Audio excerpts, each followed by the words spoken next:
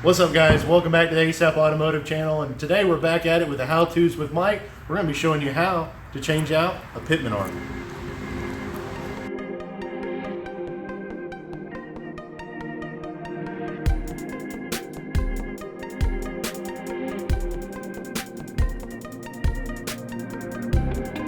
Alright guys, if you're watching this video today, most likely either you're just an avid fan, and that's awesome, we love you, or you just you got to the point where you need to change out your Pitman arm on your 88 to really 2000 Chevrolet. Was it the GMT 800 platform or GMT 400, I think. Basically, these trucks were pretty much the same from 88 all the way up to about 2000. What we're dealing with today is a four-wheel drive. So two-wheel drive is a fair bit different and a lot easier to do because it's out there in the open. But with a four-wheel drive, this thing's all up in here, and the steering gearbox is all nice and tucked up on top of that cross member. So we actually got to get the steering gearbox loose and out of the way just so we can even get to this thing. So the reason why I'm changing mine is because every one of these trucks eats front end parts. This thing's got almost 200,000 miles on it. I'm sure it's been changed maybe at least once, but what's happened is in this joint here, of course, it goes on solid to the shaft coming out of the gearbox. There's no play there. But this joint here is getting a fair bit of play in it. I'm feeling it going down the road. It's getting really annoying. And my wife's not really a fan of it either. So considering I just put a brand new set of KO2s on here, I really don't want those ate up. So that being said, I'm going to shut up and let's get at it. Alright guys, so one of the first things we got to do is actually get access to the thing. So we've already got the truck on a lift. You can do this on the ground. Not gonna lie, it probably sucks, but you know, most likely that's probably what you're doing. But you can go ahead and put it on jack stands. You know, make sure the vehicle's blocked, all that kind of fun stuff. Make sure it's in park. That's your own safety there. We're not responsible for anything stupid you do. So blah blah blah, all that legal jazz. Gotta get access to it. So the first thing we gotta do, if yours still has it, is get rid of this plastic cover here and get it out of the way. It's just 4 15mm bolts. We'll go ahead and get it off. That way we can actually see what we're working with.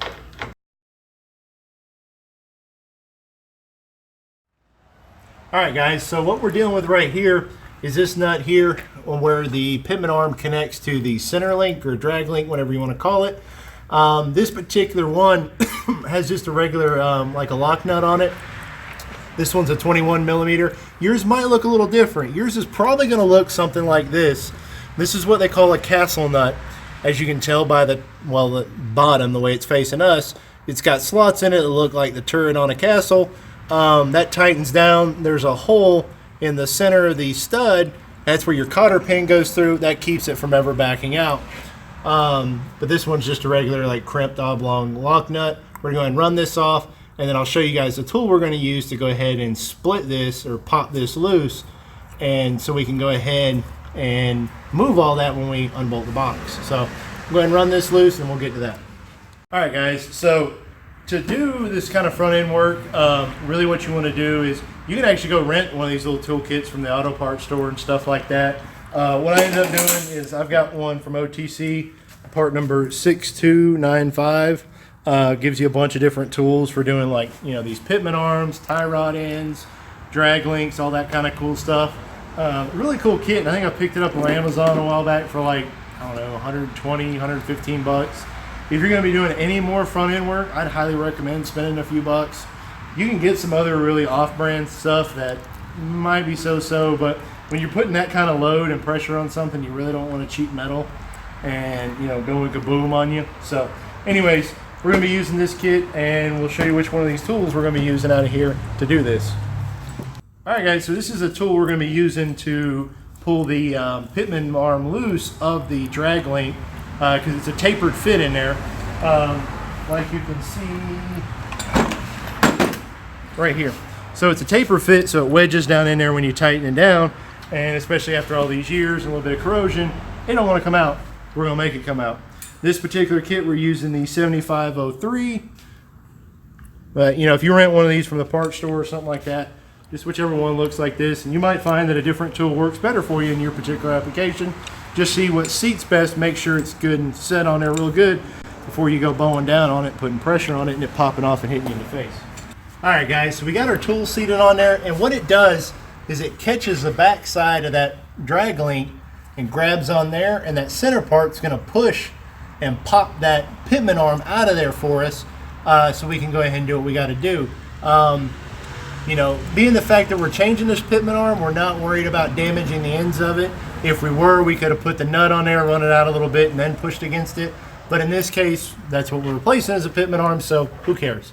So, and remember guys, wear your safety glasses. Don't be an idiot.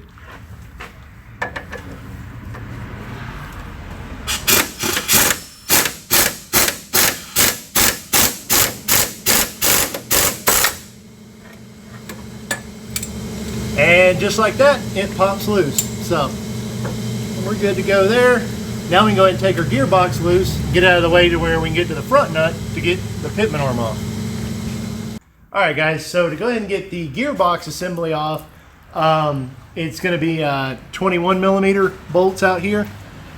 There's 3 of them in a triangular pattern that bolt it to the frame. We're going to take those loose so we can get the gearbox out of the way, and if we're lucky, we won't have to mess with any power steering lines or the steering column itself going into it, but we're about to find out. So let's go ahead and go at it. All right, guys. So we ended up what this nut here is actually a 33 millimeter is what you're going to need to get to go ahead and take this loose. Now, mine being a later model, it has this little brace right here. If I remember correctly, I don't think some of the earlier stuff had this extra tube brace right here, so it's kind of really messing us up. What we did is we actually brought the vehicle back down and turned the wheel to the passenger side a bit to go ahead and give us a clearance to go ahead and get this thing up enough to get it to where we could get to that, because we didn't want to have to pull any power steering lines or the steering column or any of that loose, so it's just much easier that way. That being said, we're going to go ahead and get this on here and go ahead and take this nut loose, pull the lock washer off, and then we're going to show you how to use a Pitman arm puller to pull off the Pitman arm. Alright guys, so orientation is crucial in this. So being that we rotated the steering wheel to the passenger side, we've got it cocked off that way now. We need to make sure that we put it back on the same way. Now, that being said, if you look closely, in this particular application, yours might have 3, this one has 4. These wider slots here, you know, compared to the regular grooves. So we're going to make sure we line that up and make sure we get it clocked back the same back in there. So, I mean, you're talking, what, 90 degrees of rotation, so just get it close and it should fall right in and only let you go on, you know, so many ways. So that being said, just pay attention to the way you got it angled. Next thing we're going to do is go ahead and get our puller in here and go and get this thing pulled off. Alright, so the tool we're going to be using out of the kit is a 513242, the Pitman arm puller. Be careful when you're renting these. There's a couple of different widths and all that kind of stuff. Make sure you get the right one for your application. If it's too wide, it won't grab right and can end up popping off and hurting you. If it's too narrow, you won't be able to slide it past the shaft to be able to get to where you need. That also being said, back here behind here is a little boot. Might be hard for you guys to see, I'm not sure, that comes out between the housing. Oh, there you go. Comes out between the housing and the shaft. You can see that lip right there. That's like a plastic or rubber sleeve that had slid down. At first I thought I had the wrong tool. Check and make sure that's back up in the case, because that could, you know, throw you off thinking that, yeah, you don't have the right tool when you actually do. So we went around, walked around with a flathead screwdriver and just walked that back up into the case. Now we're going to go ahead and come in here like this, come over on the side. Well, probably have to do it this way because that shaft's all up in the way. Now we're going to slide down and we want to get dead over the center of that shaft with our rod right here. And we're going to, the end of that shaft's got a little bit of a bevel, inward bevel on it to help line you up for that reason. So we're in there like swimwear. Now we can go ahead and put our impact on here, run down. That's going to push and pull this Pitman arm off. Now, impact works really great. You can use a good, you're going to probably want a good, like at least long breaker bar, which is going to be fun with that box loose, but an air hammer is really going to be best. you're going to be bowing down on this thing, and most likely it's going to get to where you're going to hear this loud pop when it finally breaks free. So just be ready for that, because otherwise it's going to scare the mess out of you. All right, guys, so make sure, remember, don't be an idiot. Use your safety glasses. Got everything lined up and squared. Go ahead and run it down.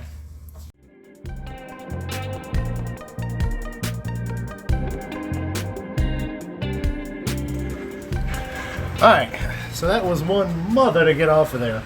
Now, yours might be like this. Very possibly, this could be the original one in this truck. Normally, these things go out long before this. I've got almost 200,000 miles, but this one, it looks like it might be original. But anyways, so that thing did not want to come off. A couple of things you can do is I've actually got an air hammer. I was hitting around it with pressure on it to try to shock it loose.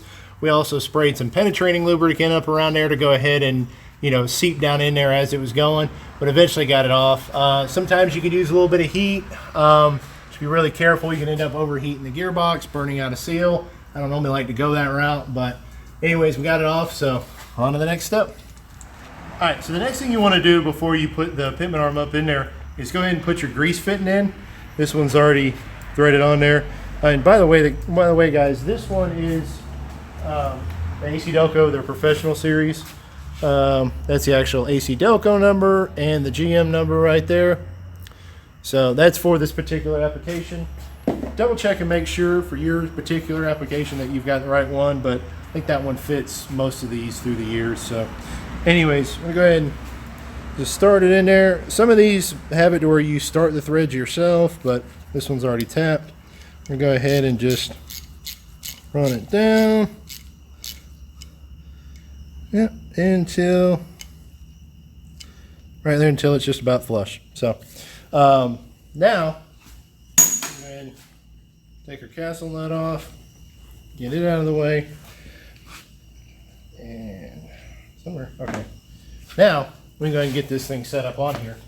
All right, guys, so I'm gonna go ahead and get up here and put some Loctite on our spindle here. I think my thing's about out. So just go ahead and put it all around. I'd recommend using at least the red. You could use the clear if you want. That's pretty solid stuff. But I think the red should do in this application. Just get it all good and around there we best we can.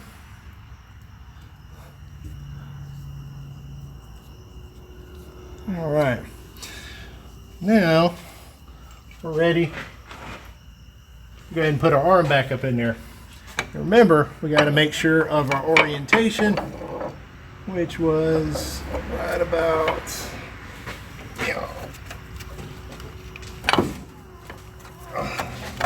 there we go. Okay. All right, most likely it'll go on about halfway like that.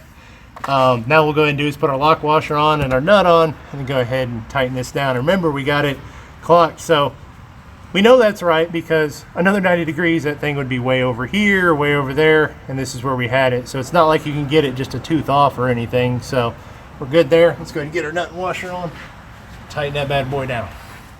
All right, guys, so to be honest, I don't think I've ever really seen a torque spec on these nuts here. I've seen these out here. Matter of fact, this nut out here on our particular application is 50 foot-pounds.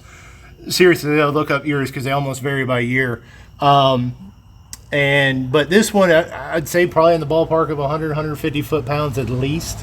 But normally I just run it down good and snug with an impact. So we're going to do that. All right, so now we got that nut tightened down. You should have about at least that many threads or so sitting left. We're good there. We got plenty of room up top side here. We're good and seated down. Now what we're going to do is go ahead and set the box back up in. But what we want to do is go ahead and set it down in this drag link before we go try to bolt it up. It's going to be a lot easier for us. So let's go ahead and get that done, and then we can move on from there. All right, guys, so we went ahead and positioned our wheels over so we don't have to drop it back down and set it up again. One thing I did go ahead and do is where this, on this drag link where the little stud, the beveled stud fits down through, went ahead and cleaned that out. You want a good clean surface there. You don't want any, you know, stuff that can allow it to move around. That's when bad stuff happens. So, and it can shear off. So we're gonna go ahead and set the box up in, let it drop down in that, and then go ahead and get our main bolts over here started.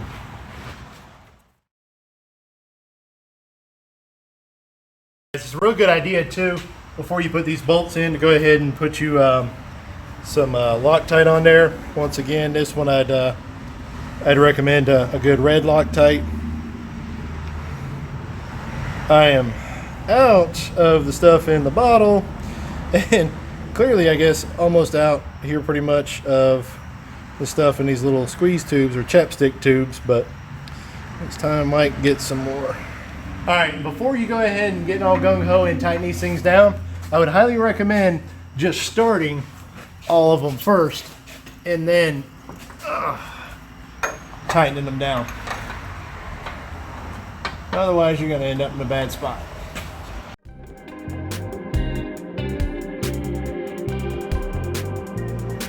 All right, guys, so these mounting bolts that mount the steering gearbox to the frame torque at 110 foot-pounds. Also, too, I just went in and quickly looked it up because it was bugging me. There is actually a torque spec for that big nut where the arm goes to the steering gearbox. It's 184 foot-pounds on these Tahoes and stuff like this, or CK series. So you can torque it down to that. I've already got it down where I want it and everything. We're good. And the small little nut is going to be 50 foot-pounds. So it's going to get these torqued down, and then we'll go from there. All right, guys, now that we got that nut on the for where it attaches to the drag link torqued down to 50 foot-pounds, we can go ahead and run through and put our little cotter pin in here. Make sure it's good and seated, and then come around. If you're weird like me, you can do it with your fingers, but right, get a pair of like needle nose or something like that. Just bend these on around. Like I said, that'll keep this from ever backing off, or if it ever gets loose, it won't fully back off. So we're gonna go ahead and do that. Now's a really good time to go through and catch all your grease points and grease your front end while you're there to help tighten it up. And then after that, we're gonna go ahead and put our shield back on. All right, guys, that's a wrap. We got our shield back on. You know, that was easy. Just, you know, the 4 bolts going right back in. And that's pretty much it for putting a Pitman arm on one of these. Like I said, a 2-wheel drive's way easier. You can get right out there to it. I don't think you even really have to pull the gearbox or nothing off. So, but it's the same basic things. Big nut, the small nut on the drag link. But other than that, guys, that's going to be a wrap for another how-tos with Mike. If you have any questions or comments, feel free to leave them below. But until then, crack yourself open a cold one. I love me a good Dr. Pepper after a good job done. And remember, until next time, stock is not an option.